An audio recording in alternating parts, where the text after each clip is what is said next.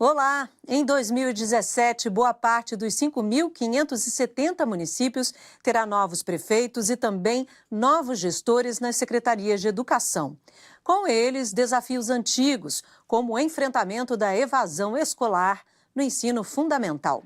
Embora um relatório divulgado em 2015 pelo Unicef tenha apontado que o Brasil conseguiu reduzir em 64% a evasão escolar a partir da criação do Estatuto da Criança e do Adolescente, o país ainda tem mais de 3 milhões de crianças e adolescentes fora da escola, segundo dados do próprio Unicef. Quais os motivos que levam uma criança a deixar a escola? Quais as consequências para os alunos e também para as próprias famílias? Que medidas devem ser tomadas para evitar o abandono? E quais as ações para levar crianças e jovens de volta para a escola? Essas são algumas das perguntas que faremos para as nossas convidadas do programa de hoje, que debate a evasão escolar. Contamos com as presenças de duas Júlias. A Júlia Ribeiro, que é oficial de educação do Unicef, e a Júlia Ventura, coordenadora do projeto Aluno Presente, realizado em parceria pela Associação Cidade Escola Aprendiz, a Fundação Education Above All e a Secretaria de Educação do município do Rio de Janeiro. Júlias, prazer recebê-las de volta para o futuro de hoje. Prazer. Júlia Ribeiro, um relatório do Unicef divulgado em 2015 apontava que 3,7 milhões de crianças e jovens estavam fora da escola. Esse é, de fato, o panorama da evasão aqui no Brasil. Quais são as faixas etárias mais atingidas? Então, hoje nós temos uns números um pouco mais atualizados, né? Os números hoje, com base na PNAD de 2014, eles trazem que nós temos cerca de 3 milhões e 25 mil crianças e adolescentes entre 4 e 17 anos que estão fora da escola.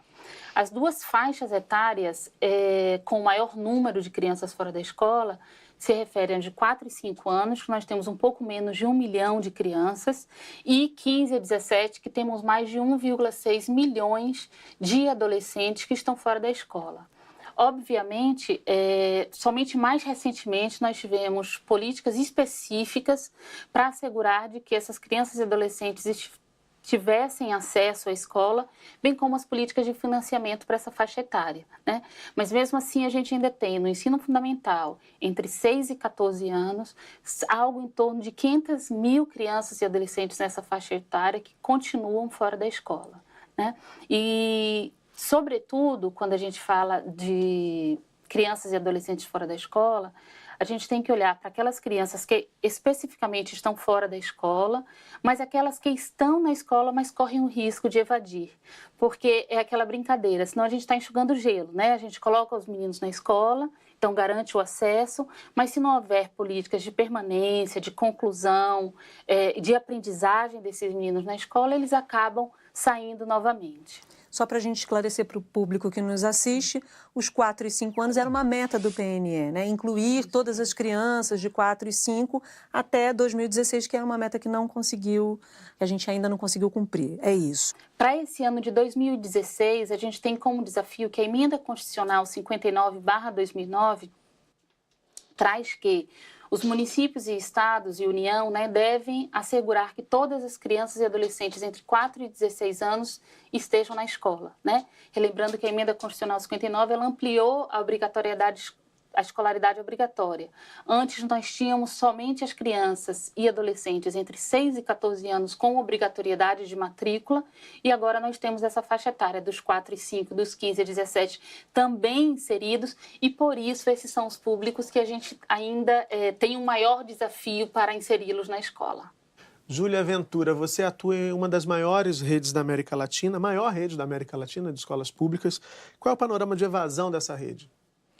Então, de fato, em se tratando da escala do município do Rio de Janeiro, a gente está falando de uma escala de aproximadamente 650 mil estudantes matriculados entre educação infantil e ensino fundamental, uma rede de mais de 1.400 escolas, sendo que para ensino fundamental, que corresponde à faixa etária de 6 a 14 anos, nós estamos falando de aproximadamente 1.000 escolas, uma rede de fato bastante ampla e muito desafiadora, no sentido de que a questão da evasão, ela aparece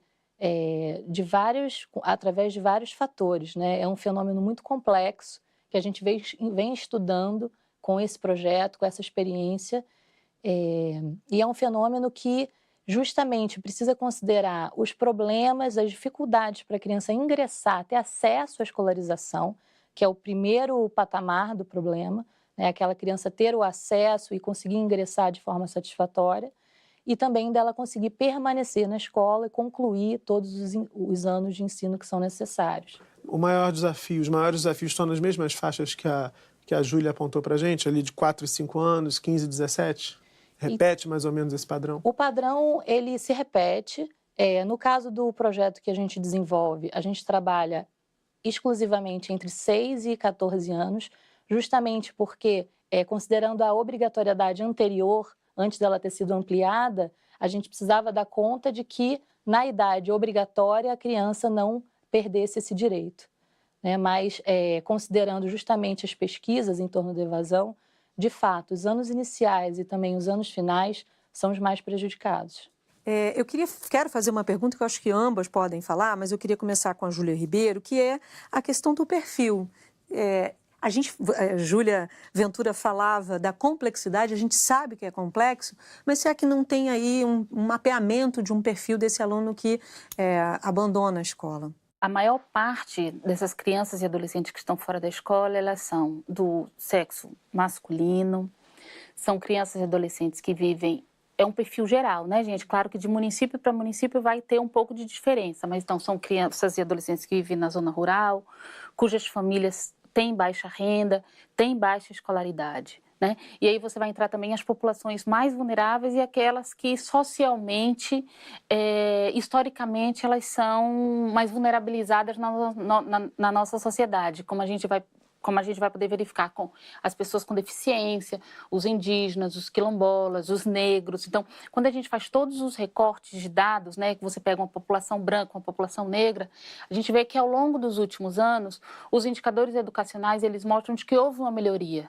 Mas essa melhoria, ela se dá ainda de forma muito diferenciada quando a gente faz um recorte entre brancos e negros, entre os mais ricos e os mais pobres, mesmo que seja com um recorte de renda muito baixo, né?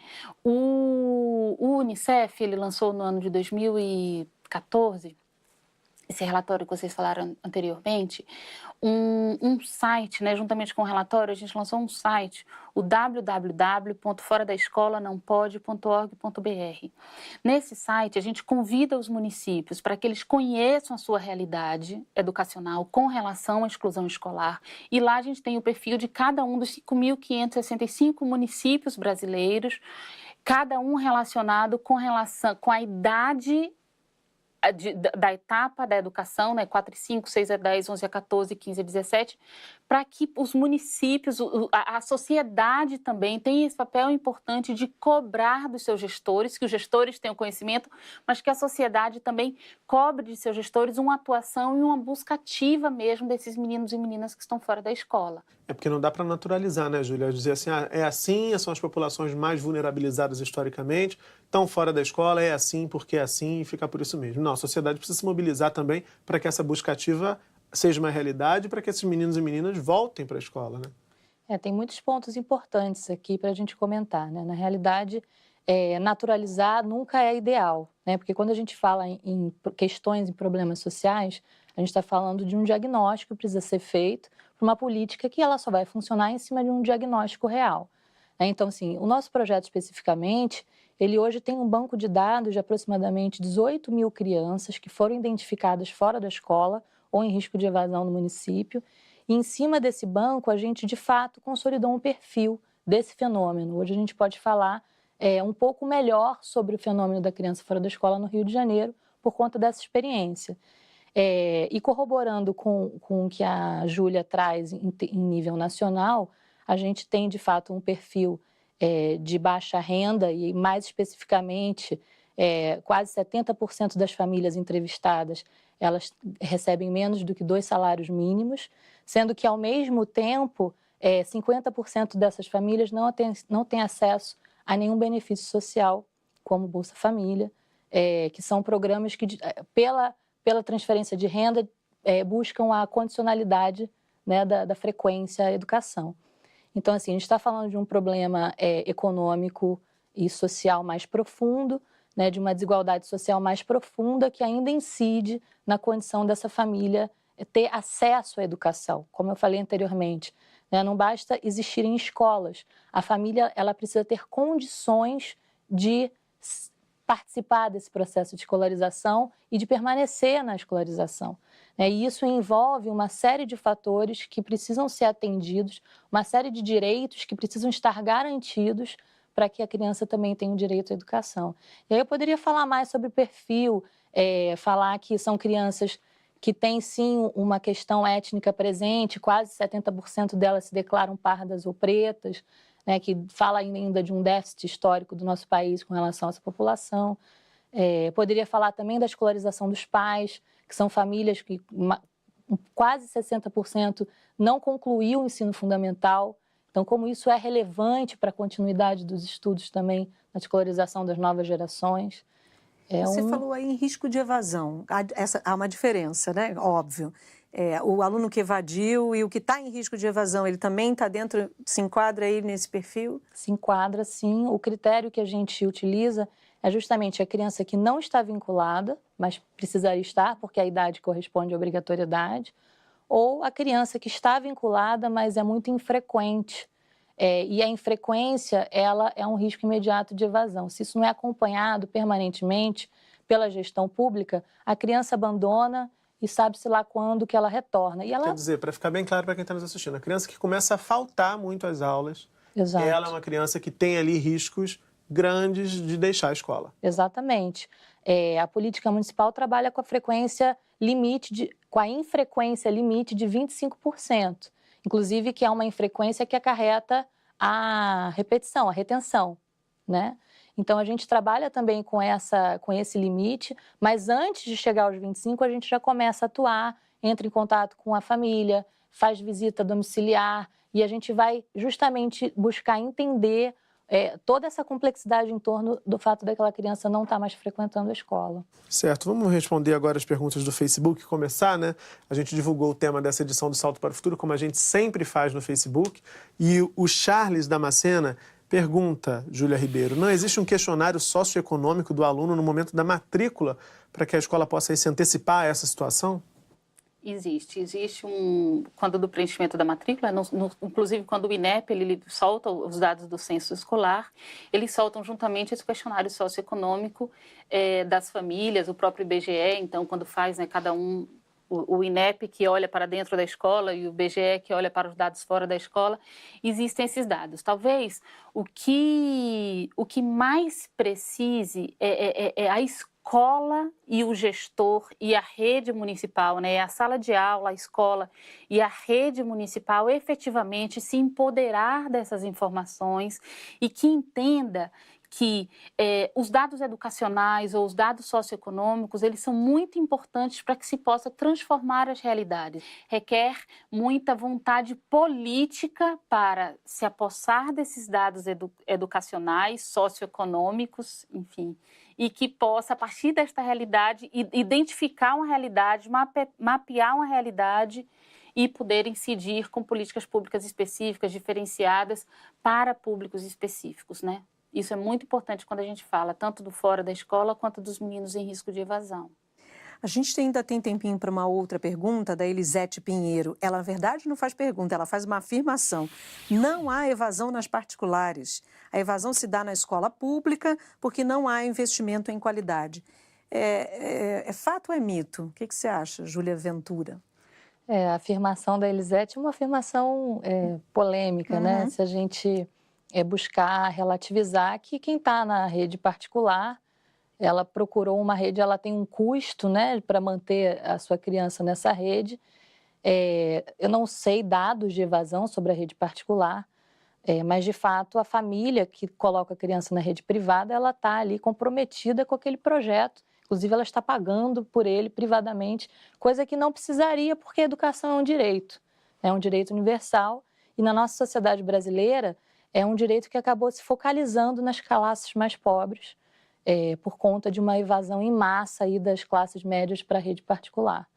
Então, a rede pública se deparou com uma realidade que era atender um público mais pobre, um público que não tinha uma tradição de escolarização e precisa lidar com esse desafio. Assim, é uma construção, né? Eu acho que, historicamente, a rede pública ela vem se qualificando para lidar com esse desafio. Poderia ser melhor sempre. Eu acho que a gente sempre tem que buscar a garantia do direito com qualidade, né? Acho que essa é a grande luta da educação pública hoje no nosso país, é ampliar o acesso, de fato, universalizar o acesso, porque se a gente ainda está falando de criança fora da escola, é que o acesso ainda não está plenamente universalizado. Mas não apenas ampliar o acesso, mas agora trabalhar para que a qualidade da educação pública ela não deixe mais esse tipo de dúvida para a população, que a gente não prefira mais a rede particular à rede pública, já que esse é um direito de todos. Existe uma questão que a gente que acompanha escola, visita escola, a escola se pergunta o tempo todo, né? Por que aquele aluno foi embora? O que eu fiz? O que eu deixei de fazer? Além de fatores sociais que a gente já apontou aqui alguns, quais são os fatores efetivamente escolares que influenciam nesse processo, né? Há um descompasso muitas vezes entre o que a escola quer que o aluno aprenda e o que o aluno deseja como escola, né?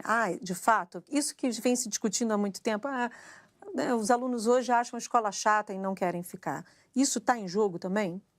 Então, tem uma série de publicações que nós Unicef, desenvolvemos ao longo dos últimos anos, que eu gostaria de deixar indicado aqui para os telespectadores, professores, diretores, que estão tanto no site, no www.foradascolanãopode.org.br, como no nosso site, www.unicef.org.br, e aí lá na biblioteca você vai encontrar todas essas diversas publicações relacionadas ao enfrentamento da exclusão escolar que a gente tem desenvolvido. Então, a gente tem lá Todas as Crianças na Escola em 2015, o Fora da Escola Não Pode, o Desafio da Exclusão Escolar, depois temos o enfrentamento da exclusão escolar, os 10 desafios para o ensino médio. E aí eu queria trazer um pouco desses 10 desafios para o ensino médio, porque nessa publicação nós escutamos os adolescentes entre 15 e 17 anos.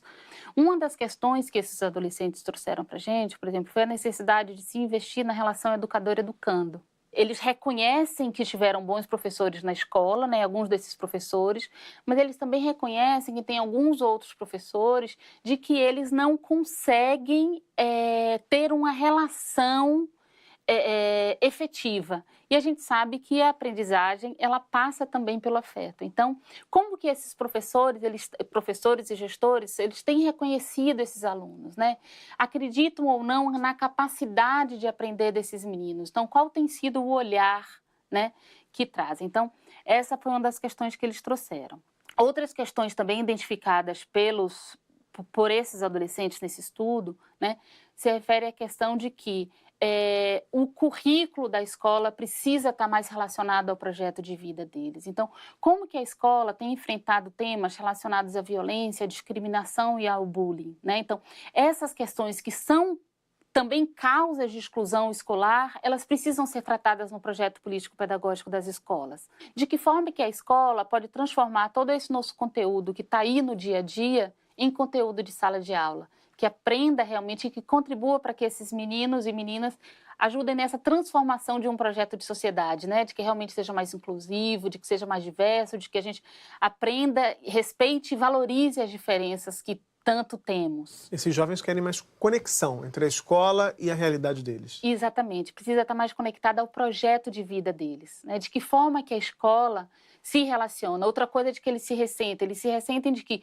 o conteúdo dado em sala de aula não tem relação com o dia a dia, eles não percebem a utilidade de um determinado conteúdo para o dia a dia, para algum espaço da vida deles. Então, de que forma que o conteúdo em sala de aula ele pode estar mais relacionado com o dia a dia, com a vivência. Só para registrar aqui, né, Murilo, antes de passar para a próxima pergunta que você tem, você, Júlia Ribeiro, respondeu a pergunta do Elvis G. Anderson. É necessária uma revisão curricular, sobretudo nas séries em que a evasão é maior? Pelo que você está dizendo, sim, né? É urgente, principalmente aí nessa faixa etária em que a juventude pergunta, né, o que isso tem a ver comigo, né? Agora, o que é bacana talvez trazer é que onde há uma evasão maior, e os dados educacionais mostram isso, é que ali entre o 6º e o 7º ano. os dados mostram, né, que entre o sexto e o sétimo ano é quando a gente tem maiores taxas de distorção e idade séria. E por que muitas vezes isso acontece, né? Se a gente pensar qual é a fase da vida de que esses meninos estão vivendo, né? Eles estão entrando na adolescência entre o sexto e sétimo ano, né? Estão ali nos primeiros anos da adolescência. Então é uma fase de muito questionamento.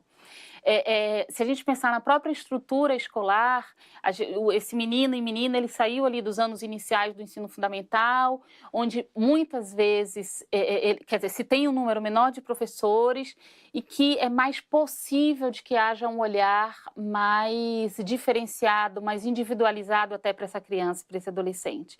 Quando eles passam para sexto, sétimo ano, já estão ali nos anos finais do ensino, pega uma etapa dos anos finais do ensino fundamental, passa-se a ter um número enorme de professores em sala de aula. Boas redes municipais muitas vezes têm desenvolvido que é um professor responsável por aquela escola, por aquela turma, que cuide, que dê um direcionamento maior, um olhar mais individualizado para aquela turma, para que realmente esses meninos e meninas eles se sintam parte de todo esse processo e assim contribuindo para que eles realmente permaneçam na escola e aprendam. Já tem até uma expressão, o gargalo do sexto ano para isso, né? Das crianças que não conseguem avançar. Pois é, Júlia Ventura, seguindo nessa linha que a Júlia Ribeiro está trazendo para a gente, a Rose Rodrigues tem um comentário que ela deixou no nosso Facebook, que é, na verdade, uma provocação. Ela pergunta, não seria expulsão escolar? Uma metodologia de ensino já ultrapassada tira o interesse dos estudantes pela aprendizagem. Vocês reservam as melhores perguntas para mim. Mas não pode evadir, não. Agora tem que ficar até o fim do programa. Não vou evadir do programa de jeito nenhum. Eu acredito assim, a gente corrobora também com esse diagnóstico, né? O desinteresse, a desmotivação da criança, mais do adolescente, né, em relação à escolarização, ela configura como um fator determinante de abandono. Não por acaso, na nossa pesquisa, ela é o terceiro fator mais relevante para apontar o motivo pelo qual a criança, o adolescente, abandonou a escola. O que está por trás desse desinteresse, dessa desmotivação? Né? A gente, obviamente, tem que refletir sobre que educação é essa, que não motiva, que não interessa, mas a gente também tem que refletir sobre que juventude é essa, que também não vê sentido naquele processo de escolarização. Eu acho que são as duas perguntas que a gente tem que se fazer. E acrescentando mais uma, que família é essa também que permite que a sua criança, seu adolescente deixem de frequentar a escola, ou que família, que sociedade é essa que permite que uma família e uma criança não esteja na escola? São perguntas que a gente tem que se fazer, acho que nenhuma delas seja mais importante do que a outra, mas acho que elas configuram aí um quadro de preocupações para a gente tentar responder a essa questão. Existem preocupações fundamentais que precisam... A escola precisa dar conta, né? De fato, repensar o currículo, repensar essa ideia, essa concepção de educação integral que dialogue com a realidade da criança, do aluno, que dialogue com a vizinhança, que dialogue com as instituições, que crie um projeto educacional mais inclusivo. Mas pensar que também é só a tarefa da escola, eu acho que é reduzir o problema a um único vilão. E a gente não está falando de vilões, a gente está falando de um projeto que precisa estar estruturado em todos esses pilares. A escola, a família, a criança, a sociedade, de uma forma mais ampla também. Acho que toda a sociedade precisa repensar quem é esse aluno e como é esse processo de ensino-aprendizagem do século XXI, né? Porque tudo mudou, o jovem...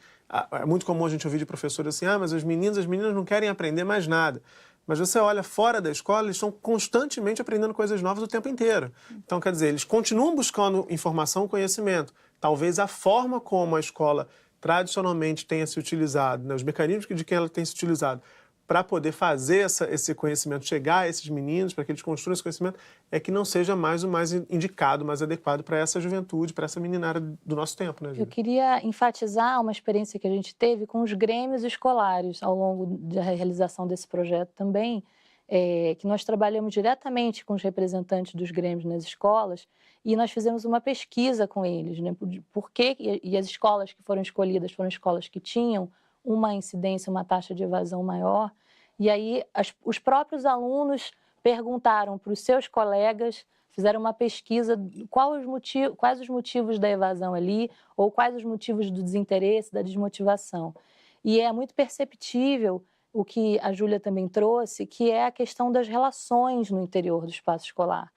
Porque a educação é feita de relações, né? Existe um estudo acerca do clima escolar. O clima, a ideia não é o clima se está chovendo, não, é o clima, como é que essas relações estão sendo vividas no interior daquele espaço, porque isso define muito a capacidade tanto do aluno quanto do professor de estarem bem, convivendo bem num espaço, criando relações que são interessantes, que são motivadoras. Ninguém quer ficar num lugar com clima inóspito, né, gente? Não precisa ser aluno para querer sair. Exatamente. Isso às vezes parece que é um fator muito subjetivo, mas de fato isso é um indicador de qualidade na educação que precisa ser levado em conta. Determinante, né, Bárbara? É verdade. A gente ainda tem mais algumas perguntas aqui. O João Salvador pergunta, Júlia Ribeiro, por que o ensino médio não é obrigatório?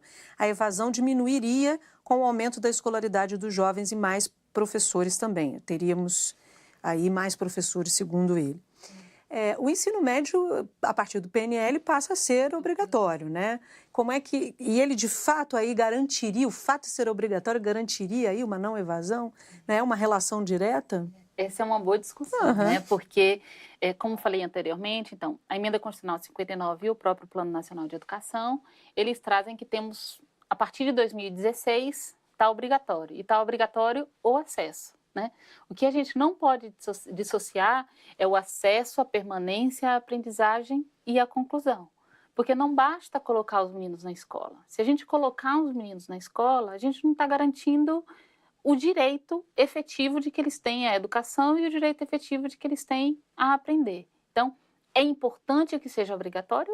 Porque as políticas, elas avançam, a gente garante financiamento, a gente modifica uma realidade, né? Olha o quanto que nós já avançamos especificamente com relação ao ensino fundamental, né? De 6 a 14, a gente tem um pequeno percentual fora da escola, mas um número absoluto ainda de 500 mil para o ensino fundamental, né? E em 15 a 17 a gente tem ainda 1,7 milhões, quase 1,7, entre 15 e 17 que está fora. Então, garantir a obrigatoriedade, você está forçando que o ente responsável, no caso do ensino médio, é o Estado, né, que cria as estruturas necessárias para que esses meninos tenham acesso à escola. Agora, uma vez acessando, aí a gente precisa falar além disso. A gente vai precisar falar de infraestrutura escolar, né? De apoio, né? De professores, de uma formação inicial e continuada de professores que realmente deem conta de todos os desafios, de um currículo que seja mais próximo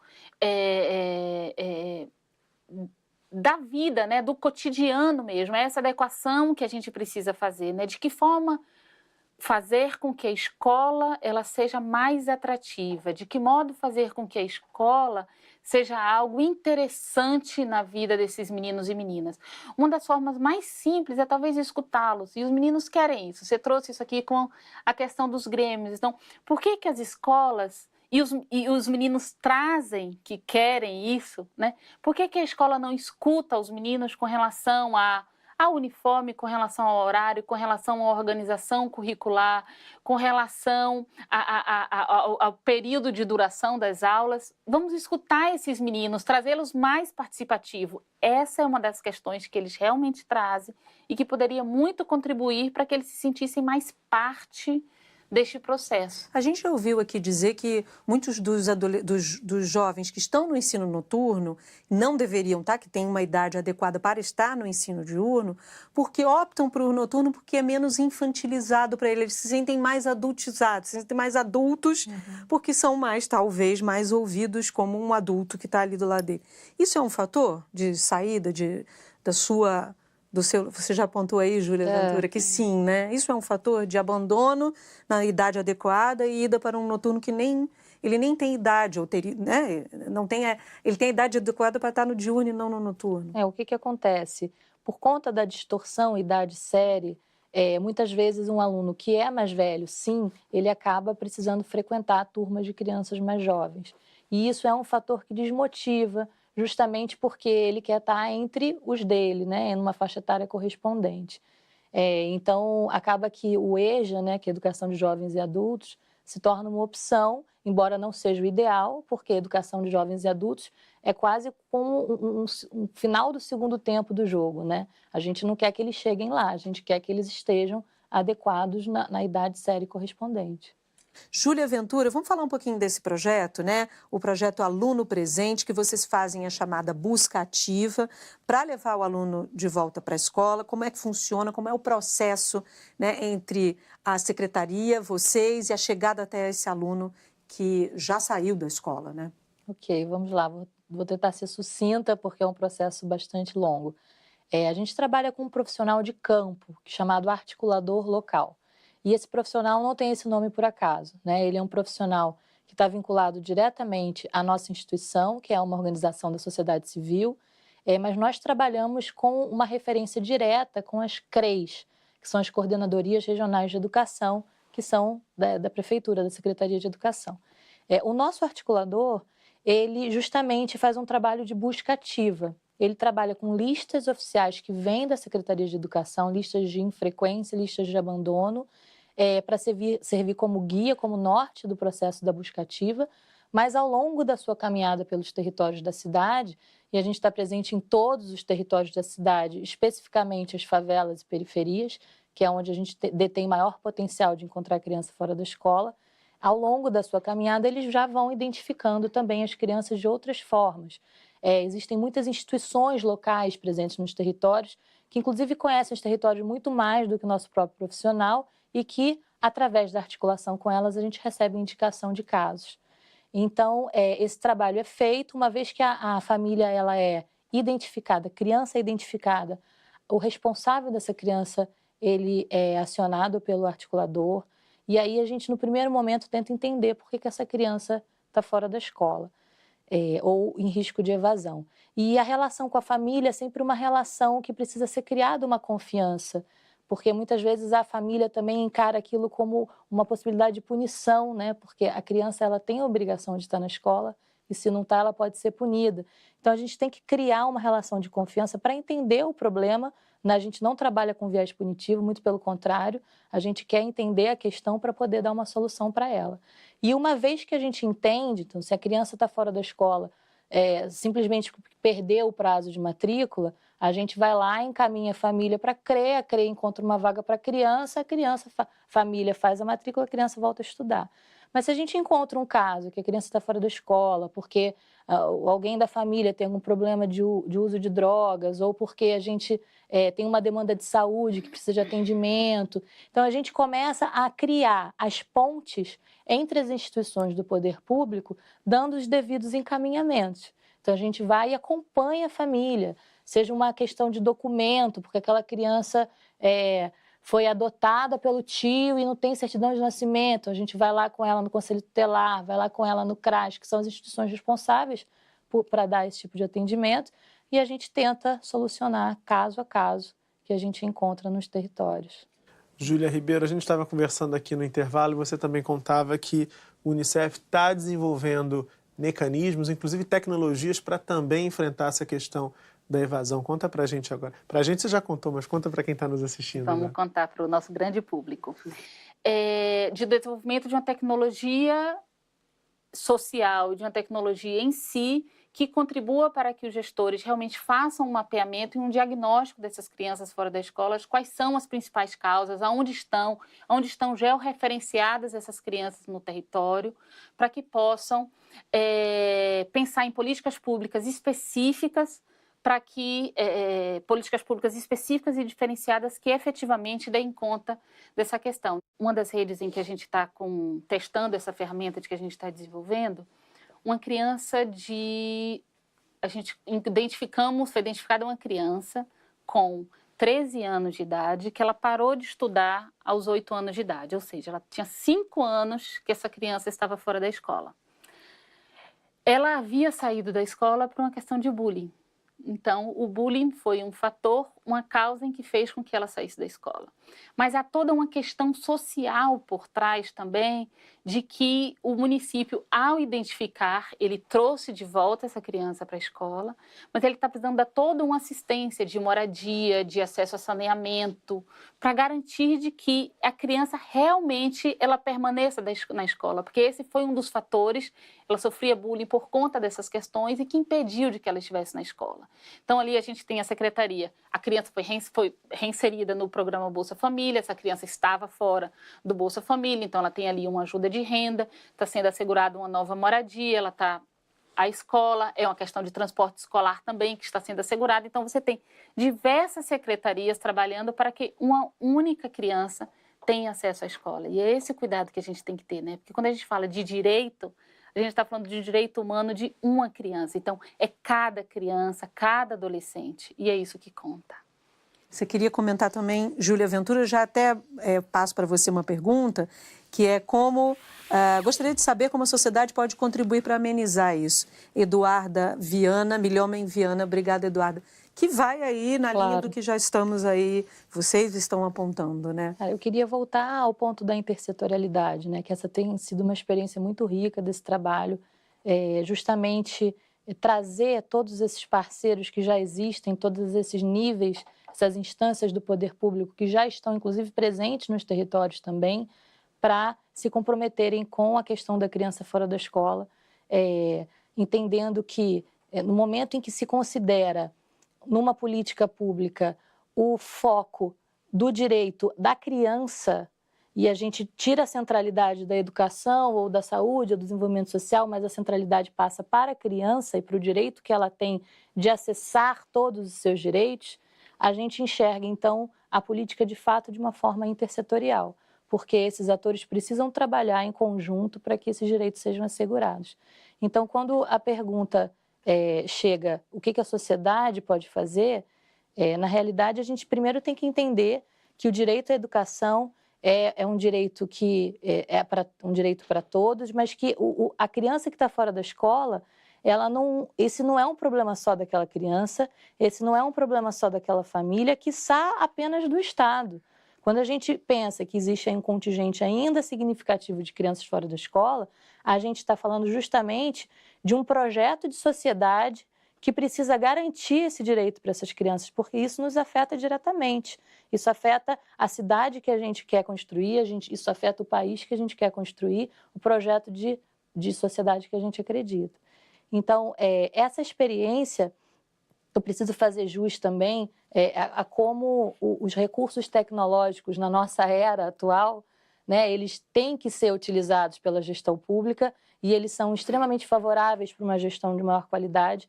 O nosso projeto, ele trabalha também com o aplicativo no momento em que você identifica a criança e georreferencia a criança imediatamente. Isso gera um banco, a gente trabalha com essa informação em tempo real e a gente municia o poder público com essas informações. Georreferenciar, só para quem pode não entender, é mostrar onde aquela criança está localizada, no mapa mesmo, né? Exatamente. Cria ali um pontinho onde aquela criança está. E essa é uma situação viva, né, de um caso ali que pode ser acionado e pode ser solucionado com muita agilidade, caso todas essas instituições sejam acionadas.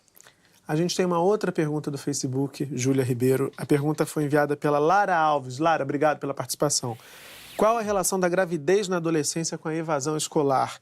Quais as medidas que podem ser tomadas em relação a isso? Esse também é um dado importante ali quando a gente olha para o mapa da evasão no Brasil, Júlia? Essa é uma das causas que contribuem para que, especialmente as meninas, elas saiam da escola, né? Diversos dados, então, eles trazem isso. Tem diversas formas que a escola ela pode trabalhar, né? Então, é trazendo esse tema da reprodução, da reprodução sexual, da sexualidade mesmo para o conteúdo escolar, né? Então, tá na vivência, tá no dia a dia dos meninos e das meninas, faz parte, né? E a gente, então, precisa tratar. Como prevenir, como cuidar, o que acontece. Então, precisa ser tema do dia a dia da escola. E uma vez acontecendo, né, uma vez que um adolescente ela engravide, de que forma que a escola ela está preparada para poder trabalhar essa questão? né? Então, nos 10 desafios do ensino médio, então, uma das meninas, ela diz que ela engravidou e que ela não voltou da escola porque ela tinha muita vergonha de como que os professores iriam tratar, né? Ali, aquela menina que engravidou e que saiu, né? E que não vai voltar. Então, de que forma que a escola ela pode se preparar para acolher essa menina que teve um filho ou que está grávida e garantir de que ela realmente permaneça, né? Então, tem diversas experiências, tem escolas de que trabalham com berçários para essas mães, para que elas possam amamentar, assim como nas empresas, né? Que você tenha um espaço.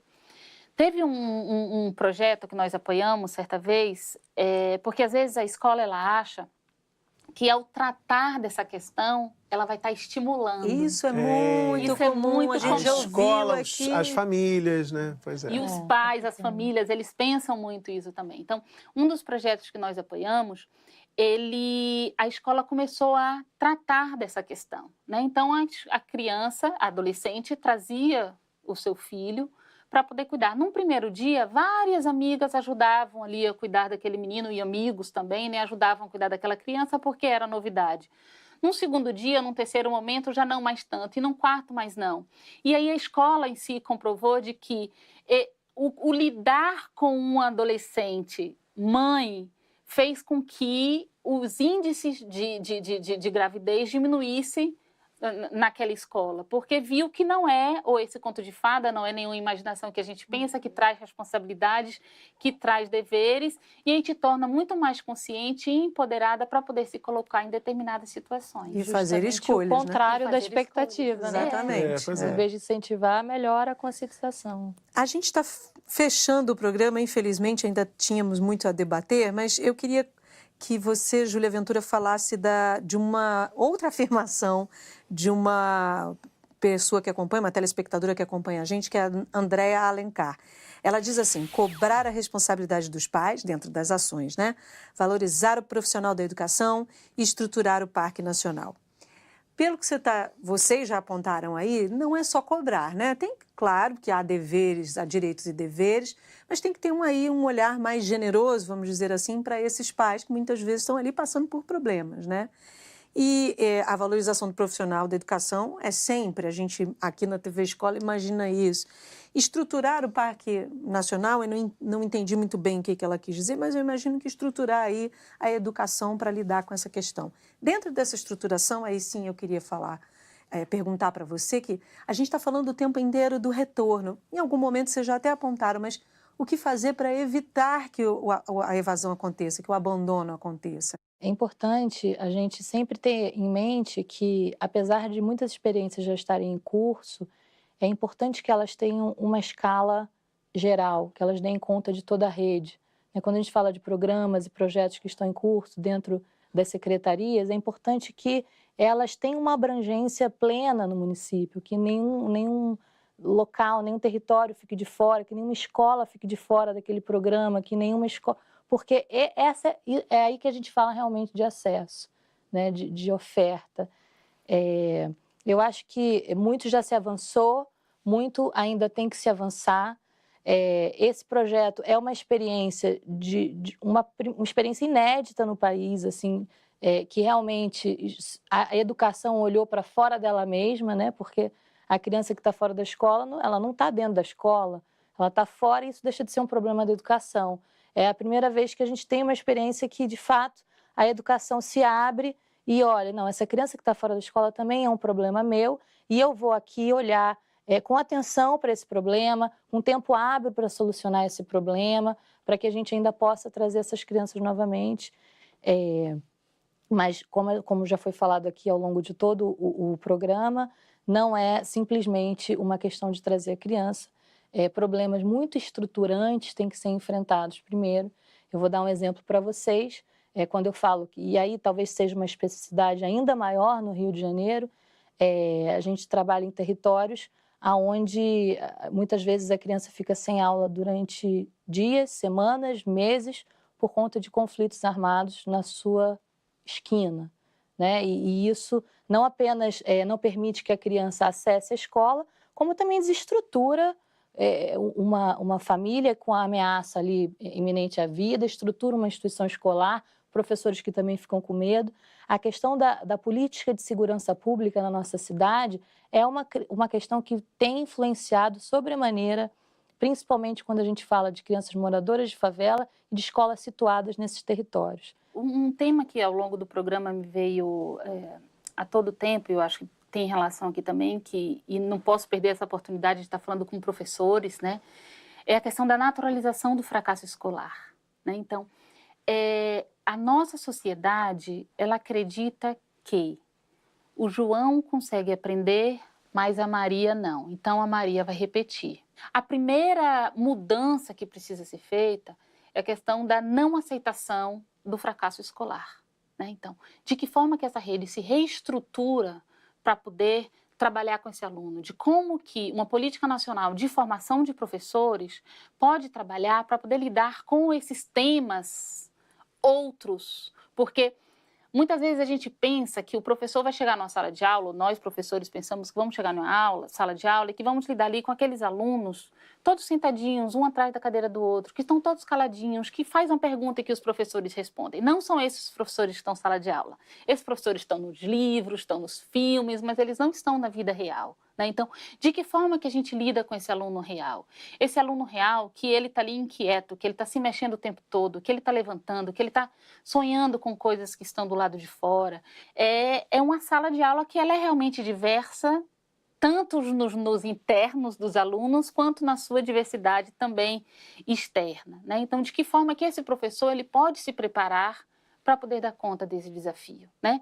Um outro ponto aqui que a gente trouxe é com relação, e que eu acho que é fundamental quando você traz um dos motivos da exclusão, que é a questão do trabalho infantil. Então, a nossa sociedade, ela aceita que existem determinadas crianças que podem trabalhar, enquanto outras não podem trabalhar, né? Então, de que forma que a gente modifica essa questão? De que forma que uma criança que esteja num trânsito vendendo alguma bala ou que trabalhando em situações muito mais perigosas mesmo, né, ilegais, ela me incomoda e me toca? De que forma que eu me mobilizo como sociedade para poder ajudar a transformar, né, essa questão? E aí a gente aqui também no intervalo, a gente falou, e agora eu vou poder pegar o meu celular para mostrar aqui para vocês, um aplicativo que o Unicef parceiro desenvolveu ainda no Copa do Mundo, o Proteja Brasil, e que continua trabalhando. Ele também trabalha com georreferenciamento, ele identifica onde que você está, você